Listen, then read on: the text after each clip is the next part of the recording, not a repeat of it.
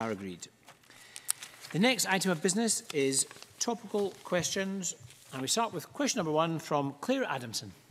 Thank you, Presiding Officer. To ask the Scottish Government how it promotes safe recreational water activity. Minister Aileen Campbell. Thank you. Before I answer, let me on behalf of the Scottish Government extend my heartfelt sympathies to the families and friends of 3 men, Sandy Hamilton, Kevin James McKinlay and Stuart McLevy, who lost their lives in the recent tragic events and accidents of Dumfries and Galloway and on Loch Lomond. The Scottish Government takes the issue of safety in and around water very seriously indeed. Although there have been a number of high-profile tragedies and near misses in recent days, we know there are many other people who have enjoyed Scotland's inshore and offshore waters safely and without incident. But we're certainly not complacent. Sport Scotland, the National Agency for Sport, contributes to promoting safe recreational water activity through its national centres at Cumbria and Glenmore by developing future coaches and offering skills development in a wide range of water sports. We support the aims of ROSPA's Water Safety Scotland Group and will provide £104,000 this year to its annual Home and Water Safety programme. In addition, Water Safety Scotland is developing a Scotland-specific response to the National Water Safety Forum's UK National Drowning Prevention Strategy, which aims to reduce accidental drowning rates in the UK by 50% by 2026. Water Safety Scotland is currently consulting on a draft of this document, and I certainly encourage anyone with an interest in water safety and recreational water activity to respond to this consultation. Thank you. Claire Adamson. Can I thank the Minister for her response and extend my condolences to the families affected by the tragedy last week. There is to be a specific Scottish response to the National Drowning Prevention Strategy, specifically because of Scotland's geography, and we know that we have, of the 79 deaths last year, 50 occurred in Scotland, so we have a disproportionate problem in this area in Scotland. As Chair of the CPG on accident prevention and safety awareness, I work very closely with the ROSPA, RNLI and RLSS and the other organisations involved in Water Safety Scotland, and I wonder if the Minister would like to visit the CPG and with the members to discuss the final stages of the response to the strategy. Minister, could you just adjust your microphone towards you? Just pull it towards you. Oh, sorry, apologies. Yeah, I would certainly be happy to come to the CPG at an appropriate time when we can fully discuss future actions that as a result of the consultation exercise currently being carried out by Water Safety Scotland, and certainly again would encourage the CPG and other interested members to contribute to it. I think it's very pertinent as we come into the hot summer weather, hopefully the hot summer weather in Scotland, and where people are more likely to be engaging in water sports across Scotland, that we have a firm message to make sure people are aware of the risks, but also enjoy safely the many opportunities that Scotland's water and water sports can offer. We certainly already undertake a great deal of work with the Scottish Tourism Alliance on a wide range of industry-related masters, and we'll certainly ensure that we explore with them other ways that we can ensure safety messages can be shared with visitors who are taking part in activities across the country. And we also have our National Parks website and other communications already, which already include extensive advice about staying safe when people are enjoying Loch Lomond's fantastic facilities, and that's of course backed up by our emergency services, including Police Scotland. Claire Adamson. Thank you, Presiding Officer. One of the key hopes for Water Safety Scotland is that they will be able to cut deaths by half by 2026 in Scotland's waters, and every tragedy is a terrible tragedy for the families involved, but the truth is that for most people the danger area is for older males aged 60 to 69 in this area, and I wonder if the Minister would consider how she might work with pensioner organisations and other organisations that represent this age group, and how they might get a better water safety message across. Minister. I think the consultation exercise gives us an opportunity to make sure that we fully explore any interested group, organisation, making sure that there is age-appropriate messaging, particularly to the more vulnerable age groups that Claire Adamson describes. I think there's also a real recognition that we probably need to be better at understanding the information and data as well. I understand the National Records for Scotland show that in 2015, 35 people died in Scotland due to drowning of submersion, but there are difficulties with that data that can can be ascribed to misdescribed locations for drowning deaths, inconsistency and lack of information captured on death registration forms, and complexity with international coding systems.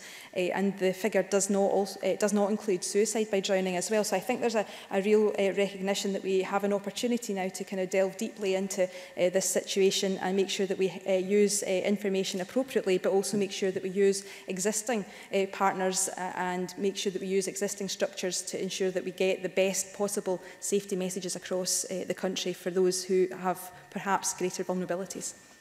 Brian Whittle.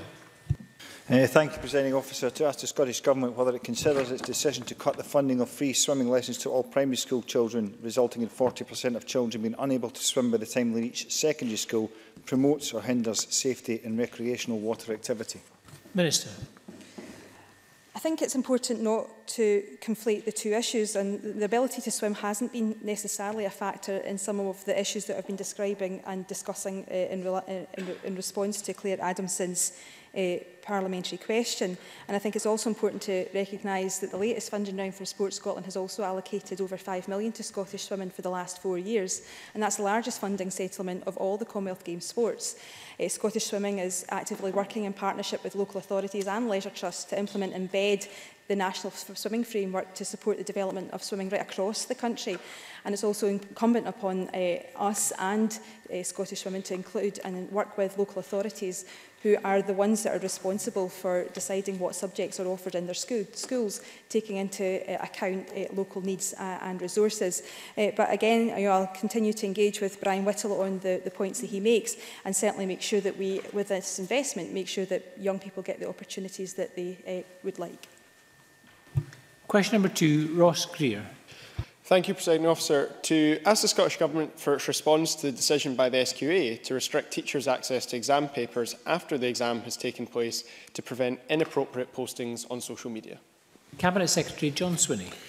Presiding Officer, the Scottish Qualifications Authority has taken this decision in response to concerns that social media posts, including answers to questions, were being viewed by candidates immediately after exams had concluded, causing additional stress for candidates. The intervening period afforded by the new arrangements are intended to reduce this potential negative impact on candidates. As with all operational changes, the SQA will review how this new arrangement has worked over the course of the 2017 exam diet, and in consultation with stakeholders consider whether any changes are necessary for the 2018 diet. Ross Greer. Thank you. To be clear, the SQA's rationale for restricting access to the paper after the exam has taken place is about nothing more than avoiding negative press over any errors they have made, errors that have unfortunately become an annual occurrence. The reality is that the period immediately after an exam is often one of the most anxious for pupils, and the opportunity to seek reassurance or at least clarity from their teacher whilst it's fresh in their minds is invaluable. So what effect does the Scottish Government believe this decision will have on the levels of stress and anxiety pupils feel during the exam season? Cabinet Secretary. As I indicated in my original response to Mr Greer, the decision by the SQA in this respect has been taken directly and for the reasons that I have publicly put on the record to reduce additional stress for candidates as a consequence of some of the practice that has taken place. Now, when I looked into this matter, I looked at some correspondence that was received from parents in relation to the views and the experiences that they had arising from social media posts, not about the accuracy about examination papers, but about the presentation of answers on social media that caused immediate stress for candidates in the immediate aftermath of the examination. Now, it's for that reason that the SQA has taken the decision that it has taken.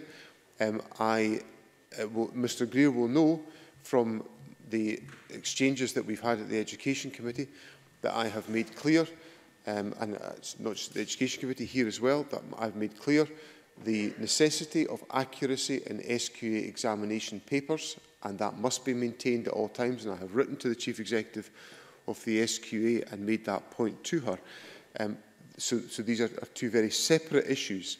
And as I've indicated in my answer, the SQA will look at this particular operational decision that it has taken in the light of experience in 2017 and in consultation with stakeholders. Ross Greer. I thank the Cabinet Secretary for that answer, but the reality is that exam papers will be discussed immediately after the exam. The difference is now they will be discussed for the first 24 hours without accuracy and without teachers being able to reassure their pupils. As the Government's aware, the Education and Skills Committee published a report in January, agreed by consensus, which was nothing short of damning the SQA. The evidence received from teachers in particular was, in the words of the convener, nothing short of eye-opening. It's quite clear that teachers' trust in the SQA has broken down. And as the EIS has said, this shows the SQA lack trust in teachers. So what effect does the Scottish Government believe this message, that the SQA doesn't trust teachers, will have on teachers' trust in the exam authority?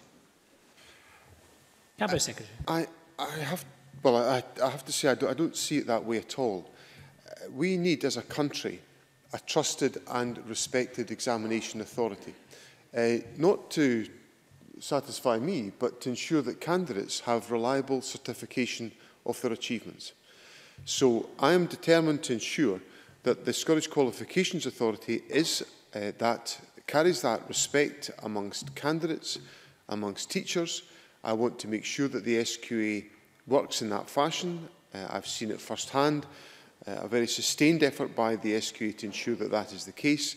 And the reason why we must make sure that is successful is because the confidence and the credibility of examination certification, upon which thousands and thousands of young people in our country depend every year, must be assured at all times.